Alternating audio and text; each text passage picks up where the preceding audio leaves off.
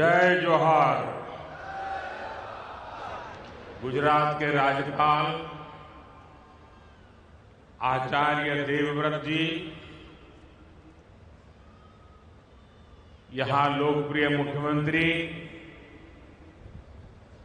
श्रीमान भूपेंद्र भाई पटेल, गुजरात भारतीय जनता पार्टी के अध्यक्ष जगदीश विश्वकर्मा जी, गुजरात सरकार में मंत्री नरेश भाई पटेल, जयराम भाई गामित, संसद के मेरे पुराने साथी मनसुख भाई वसावा, मंच पर उपस्थित भगवान बिरसा मुंडा के परिवार के सभी सदस्यगण, देश के कोने कोने से इस कार्यक्रम का हिस्सा बन रहे मेरे आदिवासी भाई बहन, अन्य सभी महानुभाव और देश के अनेक कार्यक्रम इस समय चल रहे हैं। अनेक लोग हमारे साथ टेक्नोलॉजी से जुड़े हुए हैं, गवर्नर श्री हैं, मुख्यमंत्री हैं, मंत्री हैं। मैं उनको भी जनजातीय गौरव दिवस की बहुत बहुत शुभकामनाएं देता हूं।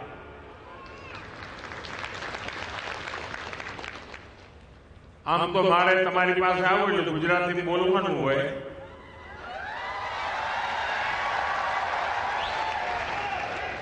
પણ અત્યારે સમગ્ર દેશના લોકો આપણા કાર્યક્રમમાં જોડાયેલા છે, એટલે તમારા બધાના આશીર્વાદ અને અનુમતિથી હવે મારે વાત હિન્દીમાં જ કરવી પડશે। मां नर्मदा की ये पावन धरती आज एक और ऐतिहासिक आयोजन की साक्षी बन रही है। अभी 31 अक्टूबर को हमने यहां सरदार पटेल की 150वीं जयंती मनाई। हमारी एकता और विविधता को सेलिब्रेट करने के लिए भारत पर्व शुरू हुआ और आज भगवान बिरसा मुंडा की 150वीं जयंती के इस भव्य आयोजन के साथ हम भारत पर्व की पूर्णता के साक्षी बन रहे हैं। मैं इस पावन अवसर पर भगवान बिरसा मुंडा को प्रणाम करता हूं। आजादी के आंदोलन में गुजरात, राजस्थान, मध्य प्रदेश और पूरे जनजातीय क्षेत्र में आजादी की अलग जगाने वाले गोविंद गुरु का आशीर्वाद भी हम सबके साथ जुड़ा हुआ है। मैं इस मन से गोविंद गुरु को भी प्रणाम करता हूं। अभी कुछ देर पहले मुझे देव मोगरा माता के दर्शन का भी सौभाग्य प्राप्त हुआ।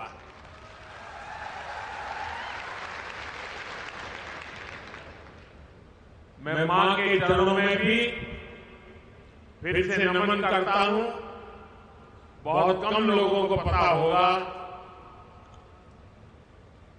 काशी विश्वनाथ कॉरिडोर उसकी चर्चा होती है, उज्जैन महाकाल की चर्चा होती है, अयोध्या के राम मंदिर की चर्चा होती है, केदारनाथ धाम की चर्चा होती है।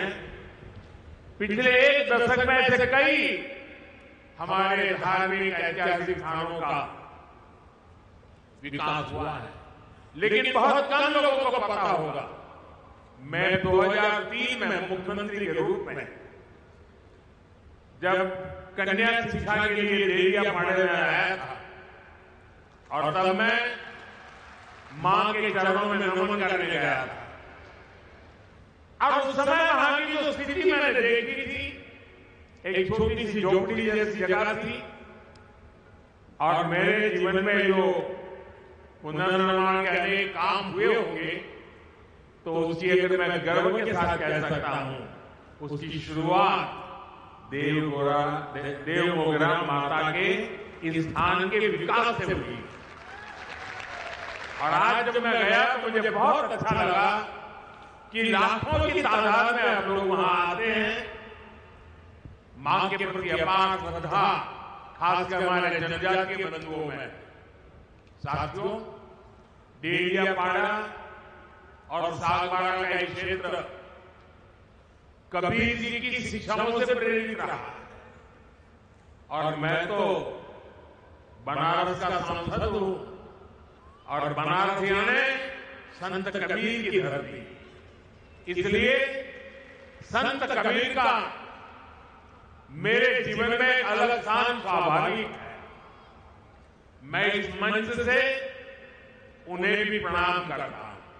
साथियों, आज यहां देश के विकास और जनजातीय कल्याण से जुड़े कई प्रोजेक्ट का लोकार्पण और शिलान्यास हुआ। पीएम जनमन और अन्य योजनाओं के तहत यहां 1 लाख परिवारों को पक्के घर दिए गए हैं। बड़ी संख्या में एकलव्य मॉडल स्कूलों और आश्रम स्कूलों का लोकार्पण एवं शिलान्यास किया गया। बिरसा मुंडा ट्राइबल यूनिवर्सिटी में श्री गोविंद गुरु चैन की स्थापना भी हुई है। स्वास्थ्य, सड़क और यातायात से जुड़े कई और प्रोजेक्ट भी शुरू हुए हैं। मैं सभी विकास कार्यों के लिए, सेवा कार्यों के लिए, कल्याण योजनाओं के लिए आप सभी को विशेष करके गुजरात के और देश के मेरे जनजातीय परिवारों को बहुत बहुत बधाई देता हूं। साथियों, 2021 में हमने भगवान बिरसा मुंडा की जयंती को जनजातीय गौरव दिवस के रूप में मनाने की शुरुआत की थी।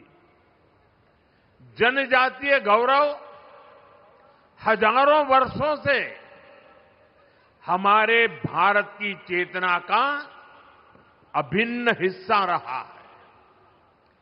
जब जब देश के सम्मान, स्वाभिमान और स्वराज की बात आई तो हमारा आदिवासी समाज सबसे आगे खड़ा हुआ। हमारा स्वतंत्रता संग्राम इसका सबसे बड़ा उदाहरण है। आदिवासी समाज से निकले कितने ही नायक नायिकाओं ने आजादी की मशाल को आगे बढ़ाया। तिलका मांझी, रानी गाइदिन्ल्यू, सीधो कान्हो, भैरव मुर्मू, बुद्धो भगत, जनजातीय समाज को प्रेरणा देने वाले अल्लूरी सीताराम राजू, इसी तरह मध्य प्रदेश के तात्या भील, छत्तीसगढ़ के वीर नारायण सिंह, झारखंड के तेलंगा खड़िया, असम के रूपचंद कंवर और ओडिशा के लक्ष्मण नायक, ऐसे कितने ही वीरों ने आजादी के लिए अपार त्याग किया, संघर्ष किया, जीवन भर अंग्रेजों को चैन से बैठने नहीं दिया। आदिवासी समाज ने अनगिनत क्रांतियों की आजादी के लिए अपना लहू बहाया। साथियों, यहां गुजरात में भी जनजातीय समाज के ऐसे कितने ही शूरवीर देशभक्त हैं, गोविंद गुरु जिन्होंने भगत आंदोलन का नेतृत्व किया, राजा रूप सिंह नायक जिन्होंने पंचमहाल में ब्रिटिश सरकार के खिलाफ लंबी लड़ाई लड़ी, मोतीलाल तेजावत जिन्होंने एक ही आंदोलन चलाया, और अगर आप पाल चितरिया जाएंगे तो सैकड़ों आदिवासियों की शहादत का वहां स्मारक है। जलियांवाला बाग जैसी वो घटना साबरकांठा के पाल चितरिया में हुई थी। हमारी दसरीबेन चौधरी जिन्होंने गांधी जी के सिद्धांतों को आदिवासी समाज तक पहुंचाया। स्वतंत्रता संग्राम के ऐसे कितने ही अध्याय जनजातीय गौरव और आदिवासी शौर्य से रंगे हुए हैं।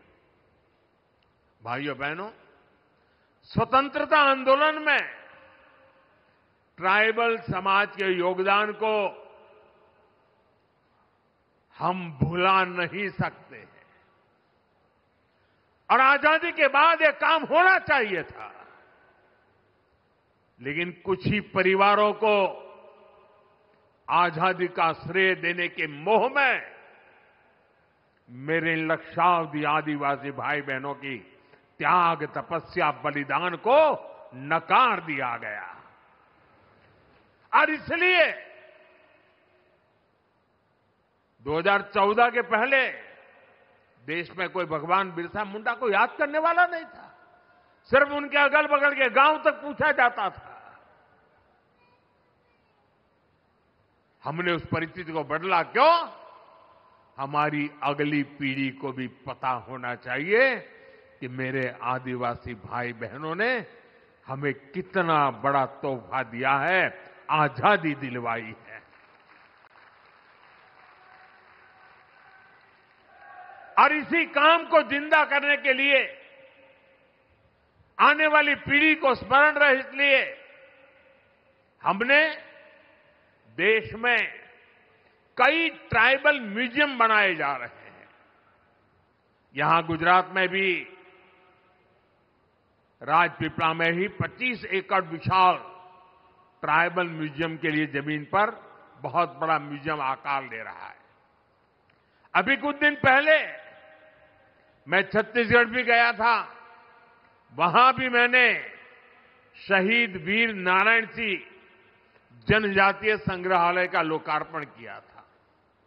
वैसे ही रांची में जिस जेल में भगवान बिरसा मुंडा रहे, उस जेल में अब भगवान बिरसा मुंडा को और उस समय की आजादी के आंदोलन को लेकर के एक बहुत भव्य म्यूजियम बनाया गया है।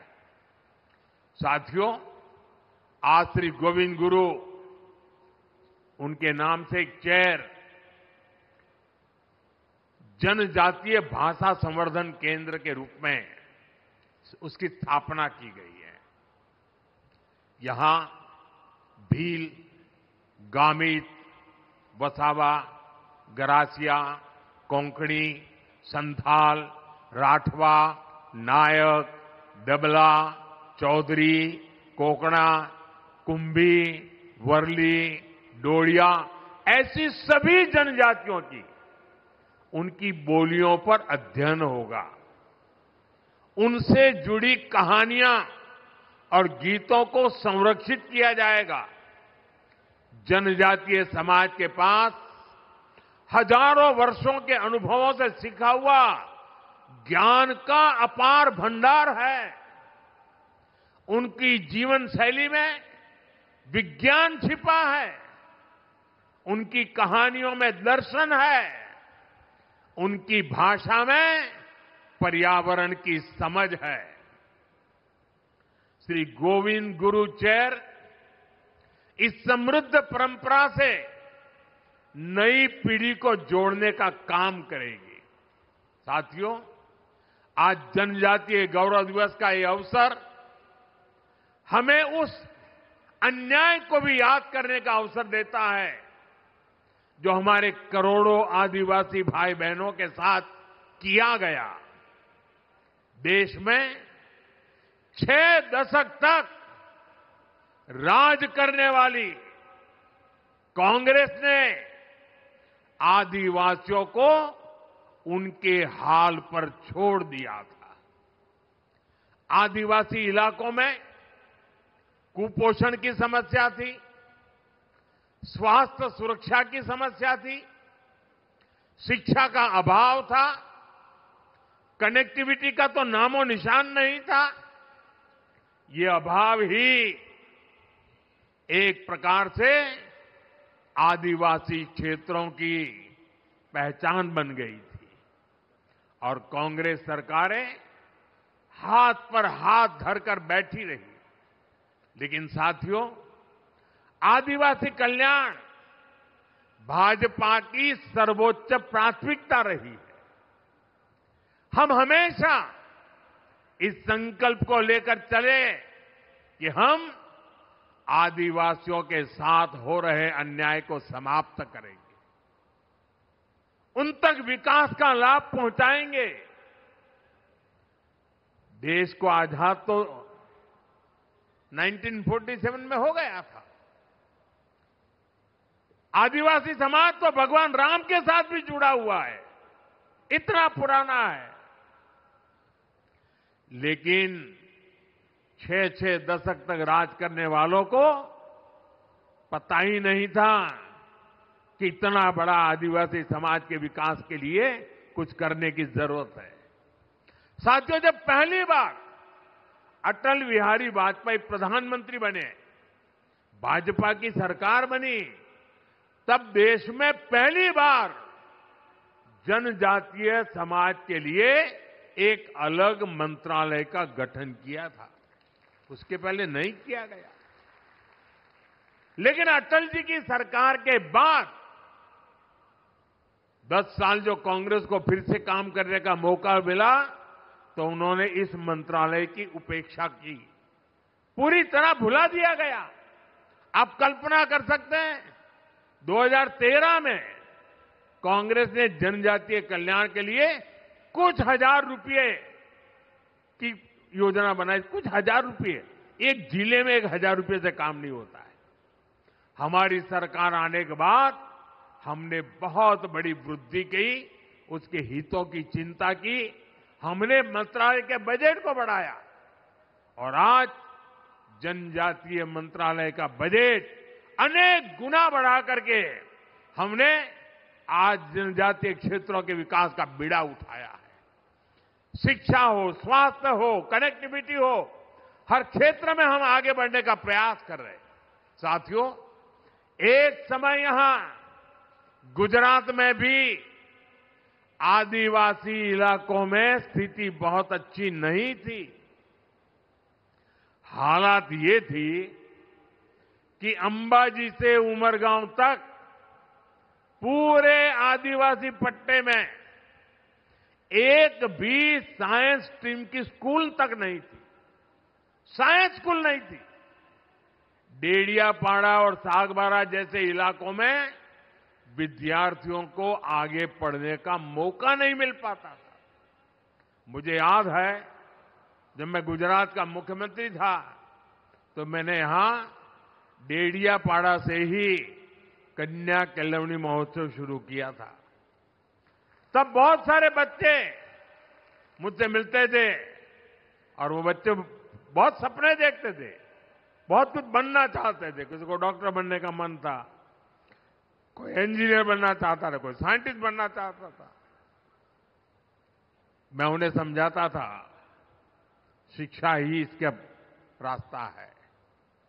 आपके सपनों को पूरा करने में जो भी बाधाएं हैं उन्हें हम दूर करेंगे, मैं विश्वास देता था। साथियों, स्थितियों में बदलाव के लिए हमने दिन रात मेहनत की।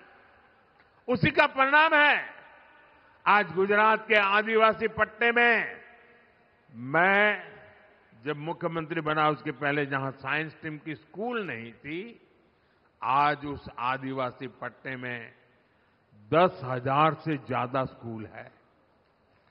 पिछले 2 दशकों में आदिवासी इलाका में 2 दर्जन साइंस कॉलेज, सिर्फ स्कूल नहीं, science college, commerce college, arts college बने हैं। भाजपा सरकार ने आदिवासी बच्चों के लिए सैकड़ों हॉस्टल तैयार किए।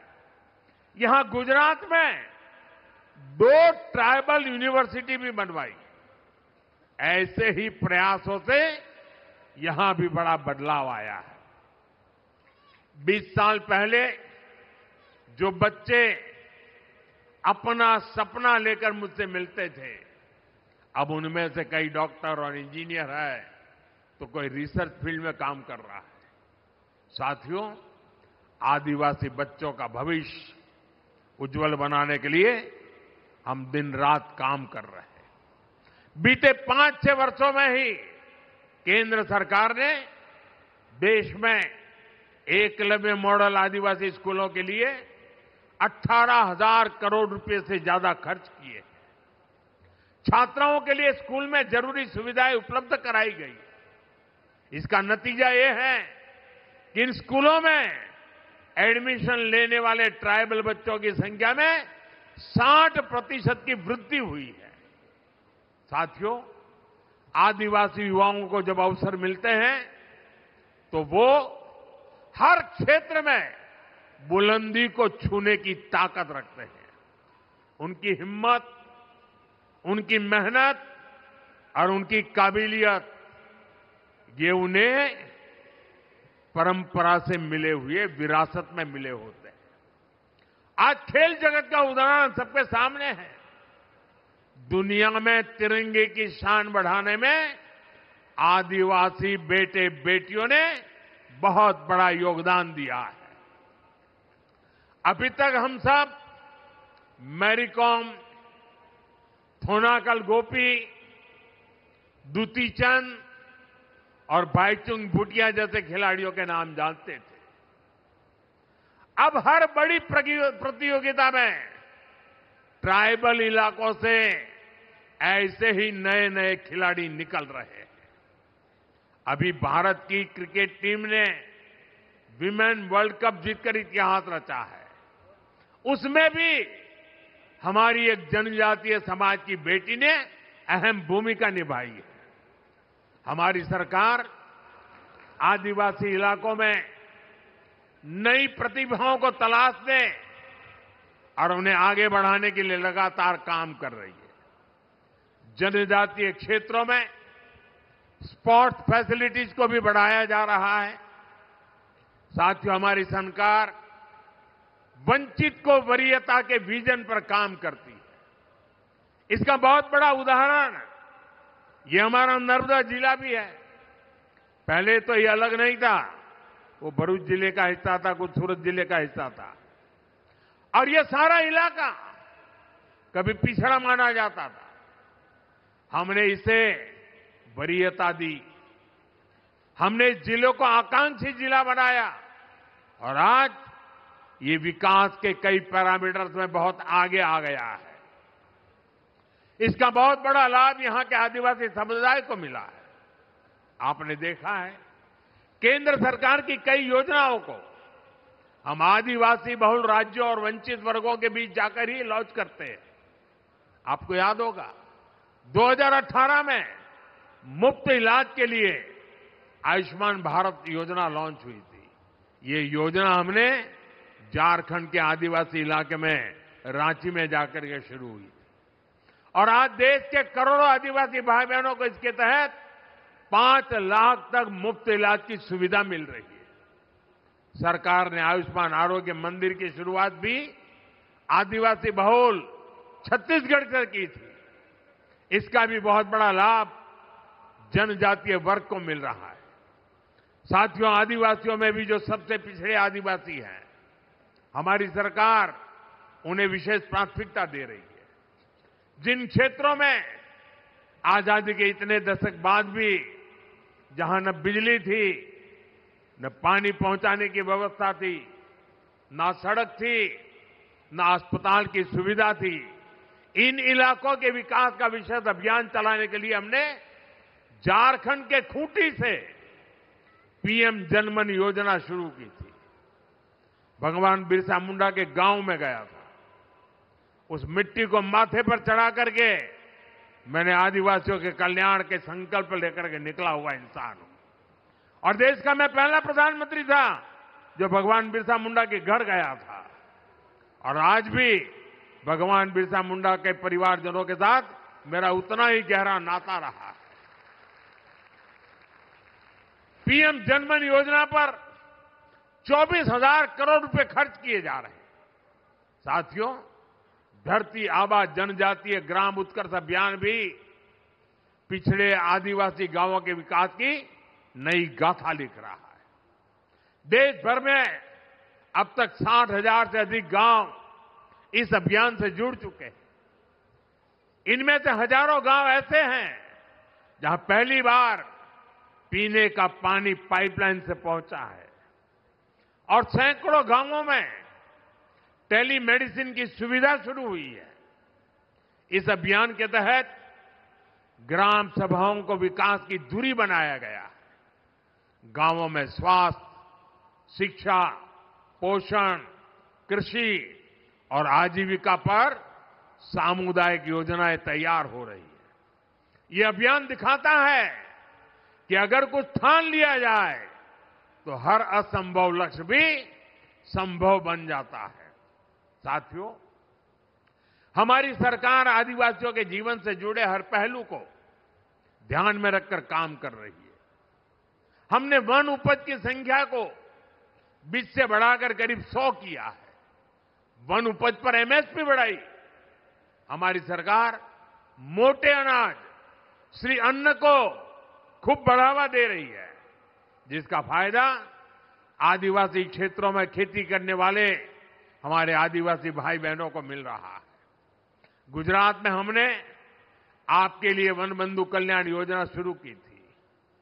इसको आपको एक नई आर्थिक मजबूती मिली। और मुझे याद है जब उस योजना को मैंने शुरू किया था तो महीनों तक अलग अलग आदिवासी क्षेत्रों से लोग मेरा धन्यवाद करने और मुझे सम्मानित करने के लिए आते। इतनी बड़ी परिवर्तनकारी थी।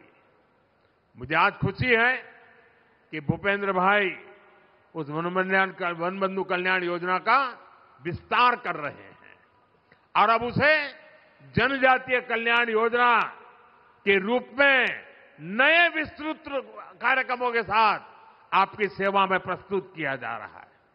भाइयों बहनों, आदिवासी समुदायों में सिकल सेल ये बीमारी एक बहुत बड़ा खतरा रही है। इससे निपटने के लिए जनजातीय इलाकों में डिस्पेंसरी, मेडिकल सेंटर और हॉस्पिटल की संख्या बढ़ाई गई है। सिकल सेल बीमारी से निपटने के लिए राष्ट्रीय स्तर पर अभियान चल रहा है। इसके तहत देश में 6 करोड़ आदिवासी भाई बहनों की स्क्रीनिंग हो चुकी है। साथियों, नई राष्ट्रीय शिक्षा नीति के तहत स्थानीय भाषा में पढ़ाई की सुविधा भी दी जा रही है। आदिवासी समाज के जो बच्चे केवल भाषा के कारण पिछड़ जाते थे, वो अब स्थानीय भाषा में पढ़ाई करके खुद भी आगे बढ़ रहे हैं और देश की तरक्की में अपना ज्यादा से ज्यादा योगदान दे रहे हैं। साथियों, हमारे गुजरात के आदिवासी समाज के पास कला की भी अद्भुत पूंजी है। उनकी पेंटिंग्स, उनकी चित्रकलाएं अपने आप में खास है। एक बेटी वहां चित्र लेकर के बैठी है, वो देने के लिए लाई लगती है। ये हमारे एसपी जी के लोग जरा ले लो इस बेटी के पास से। यहां से मुझे लगता है कुछ वर्ली पेंटिंग भी दिखता है उसमें। धन्यवाद बेटा, आपका अगर उसमें अता पता होगा तो मैं चिट्ठी लिखूंगा आपको।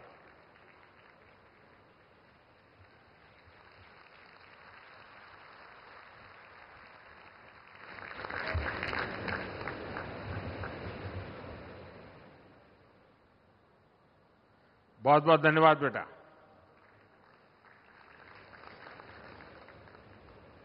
कला, चित्र ये यहां सहज है। हमारे परेश भाई राठवा जैसे चित्रकार जो इन विधाओं को आगे बढ़ा रहे हैं और मुझे संतोष है कि हमारी सरकार ने परेश भाई राठवा को पद्म पुरस्कार से सम्मानित किया है। साथियों, किसी भी समाज की प्रगति के लिए लोकतंत्र में उसकी सही भागीदारी भी उतनी ही जरूरी होती है।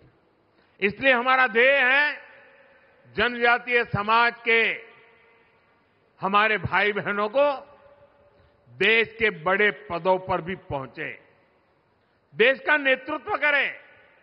आप देखिए, आज देश की राष्ट्रपति एक आदिवासी महिला है।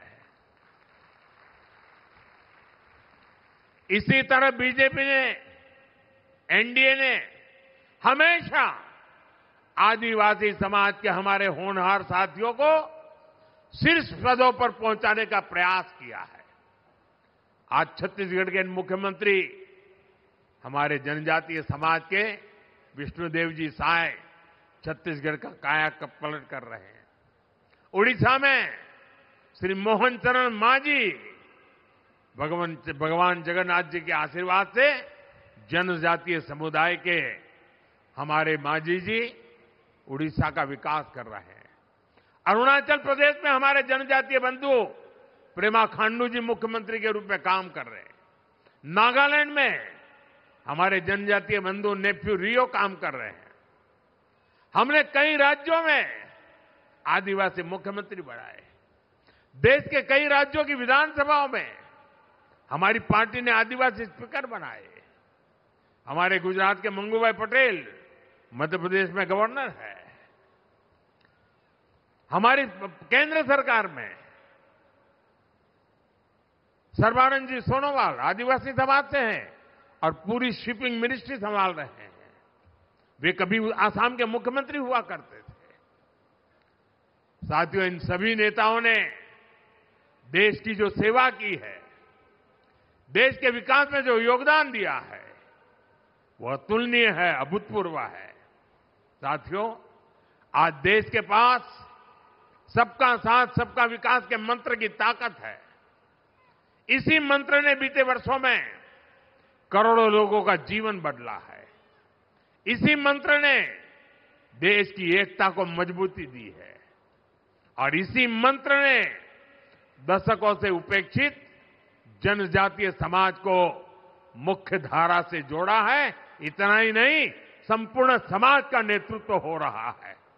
इसलिए आज भगवान बिरसा मुंडा की 150वीं जयंती के पावन पर्व पर हमें सबका साथ सबका विकास के मंत्र को मजबूत करने की शपथ लेनी है। न विकास में कोई पीछे रहे, न विकास में कोई पीछे छूटे।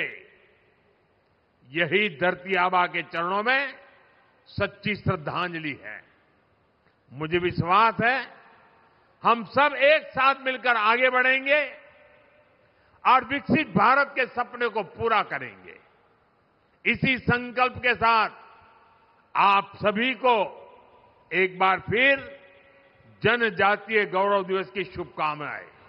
और मैं देशवासियों को कहूंगा कि ये जनजातीय गौरव दिवस, इसमें हमारी मिट्टी की महक है, इसमें हमारे देश की परंपराओं को जीने वाले